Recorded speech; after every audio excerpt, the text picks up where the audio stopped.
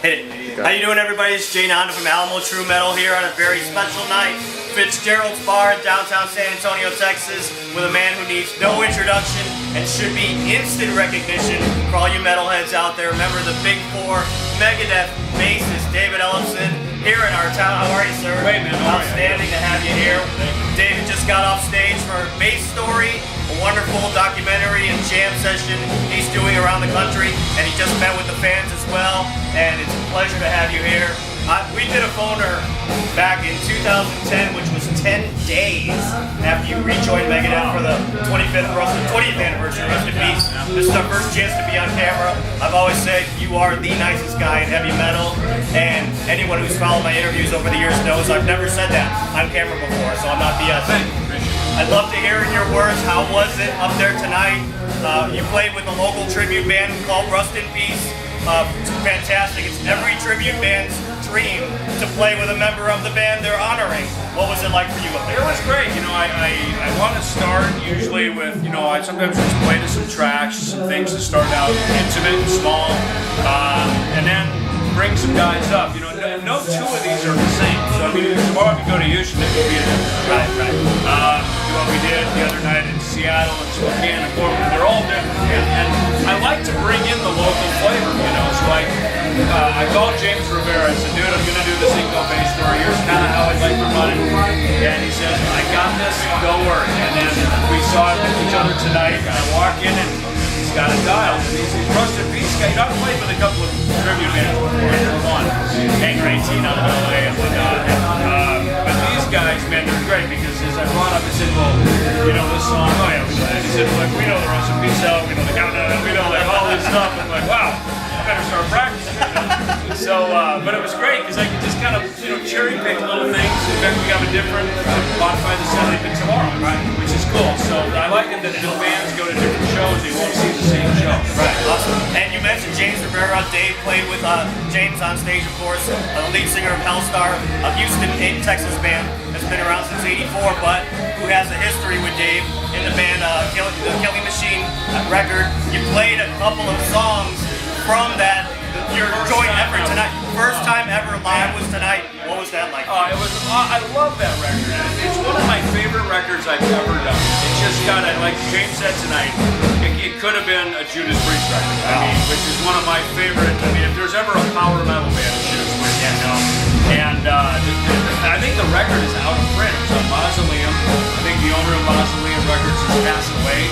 So I don't know, maybe EMP or Combat will have to reissue that record or something. I don't know. But so we've talked about trying to do shows with it, and it never worked. So it's nice that James and I tonight can rip those two tracks out. It's just a couple of my favorite songs from one of my favorite records. A third reason tonight was special was because there was actually a military gathering here in Military City here at Fitzgerald's tonight.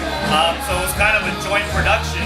You were like booked inside, they were booked outside. It came together, you met with some of those people, and of course found out that some of them were dedicated Megadeth metalheads. So that had to be an extra treat for you as well. Yeah, the military obviously are awesome. Megadeth has always supported our troops. Our songs talk about it, our lyrics talk about it. So it's, to be part of this whole thing under one roof tonight is really cool with the American part. And one of the songs you broke out tonight was The Conjuring. Of course, a lot is made of that you guys no longer play that live. And so that must have been nice for you to branch out a bit and revisit the past in that regard. In fact, the Rust in Peace guys brought it up. I'm just like, let's go for it, man. So, and really, a great bass line. It was one of the earlier songs we did when we debuted the band in 1984. We had The Conjuring. In fact, the whole first verse, there's a video of that where Dave actually recites that. Then we start playing the song. So it kind of shows how these early developments of the song, and that music and that song has been pretty much intact since probably about late '83, early '84. Long time. It's funny because when I came to the venue today, I was thinking of the questions I was going to ask you. Of course, so much to talk about in a short time.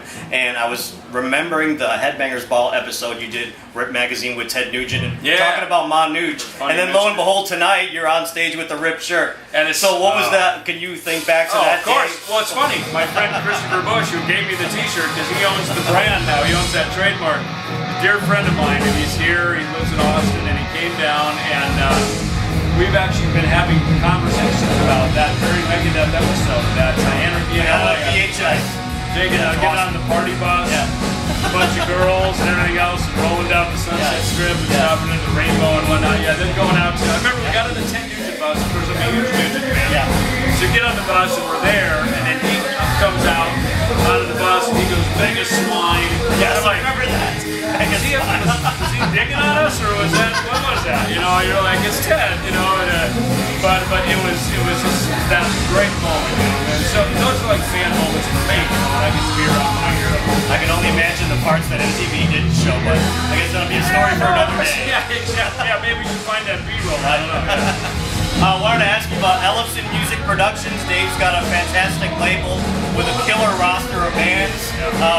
Obviously another side of the business that you can delve into while you're in Megadeth, but afterwards as well. And one of your awesome bands was just on this stage 2 weeks ago from San Diego, a band called Symbolic.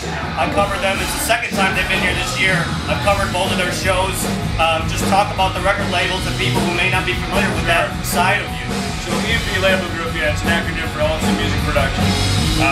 You know, I produced the group Dollskin, a little teenage girl group, actually met at School Rock, and I saw their very first show in high school, and they were just awesome. I took them in the studio, I produced some tracks. They're very young, and I got tired of just going around the music business begging people to like give me their money to put a record out. You know, so my partner Tom Hazard, and he really gets all the credit for EMP. I mean, it's his instincts, it's his vision on how to run labels, CAD labels.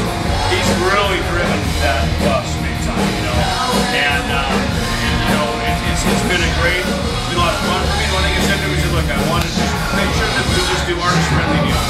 I don't want to take people's money. I don't want to rip people off. I hate that. That's the thing I hate about the record business. It has that stigma, you know. And I'm a different guy. I'm a guy who grew up in Farming, Minnesota. When I got a chance to have a record deal, I was beyond thrilled because it's the dream, you know. At least once you're in the door and you have a deal, you're at least kind of on the first rung of a real ladder. You can make the next step. So, you know, we started with Combat. And Combat was a very different label back then, but that got us to Capitol Records. And then from Capitol, you know, that's where our career exploded. You know, we became a big multi-platinum, Grammy-nominated, you know, rock and roll, heavy metal band, you know what I mean? So, you know, it's hard to do this without a record label. And that's really, for me, as much as the business has changed. You know, being on a record label still gives you a little, and it still gives you that validation that you're really in the game. And that's, I think, probably that's kind of the sweet spot I found with EMP. And it's not only is it an outlet for the things I've produced, but it's a way to help my friends, young bands, people that we feel have a shot at something, to give them a shot and give them a platform like Symbolic, you know, to be on tour, to go out and really try to help make their dream. You know, people took a chance on my dream, now it's my turn to take a chance on other people's dreams. I got a copy of your book here, My Life with Death. It's fantastic. I love skimming through obviously the early history and also the parts about Santa Monica and the Hollywood Sunset Strip, because I was there 2 weeks ago covering the Halloween show at the Hollywood Palladium. Is there a part in this book that you just, when you were putting it together, that was like, oh man, that really brings back some memories that you thought readers would really be interested in? You know, it's funny because you know, I've never talked about sobriety, you know, getting clean back in 1990. That was a XY axis game-changing moment of my life where, you know, it changed everything, because for me, drugs and alcohol got in the way of my dream of doing this, you know, and so I think talking about that was a moment that was a moment that I'd never really shared publicly before, you know, and I wanted to do it not in a preachy way, but in sort of just sharing my experience, you know. The pictures of it. Very cool. There's me in the snow, right? Wow, awesome. Actually, these pictures were very fun, you know, to share that. And you know, it's nice now because we've got a second book called War Life with Death that's going to be coming out. It's going to be coming out next year, and it'll be kind of a continuum of this. It's going to fill in a few little pieces in this book, but it's also going to go a little in the early days and a lot of kind of the more recent stuff that we're starting. Obviously, let's tell fans what. Obviously, when you're doing something like Base Story, it means the band is kind of on taking a break, and it allows you to do something like that. So what's going to happen next? Yeah, we're working on a new album, and that's been a process that's really been going pretty much since, you kind of January earlier this year, and just kind of getting all the ideas laid out and then put them down and tracking them.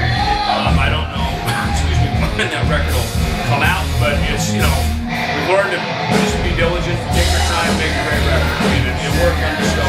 Stretch our plan. Why do you think Peace Cells and Rust in Peace was so iconic? Since the word peace, I don't know. Well, I got part of it here. I wanted to show this to you because this is not one of those old school shirts you can buy on the internet in 2018. This is from 1987, and it still fits. It sure is. So I just wanted to show you that. It's got a copyright year right there. Yeah, right there. 1987. There it is. That is an original Peace Cell shirt. Go check out Megadeth. Always go check out Dave's bass story. A fantastic privilege and honor to have you here in San Antonio. The man needs no introduction. Like I said, David Ellefson of Megadeth and the Mega Cruise coming next year as a veteran of 3 metal cruises. I know that one's gonna rock. So Dave, thank you so much for your time. You're always welcome in San Antonio. One of the true greats, Metal Legions, Hail, everything. This band, go check out his music. For Dave, this is Jay Nanda of Alamo True Metal here at Fitzgerald's, reminding you don't hang them out to dry. Hold them up high.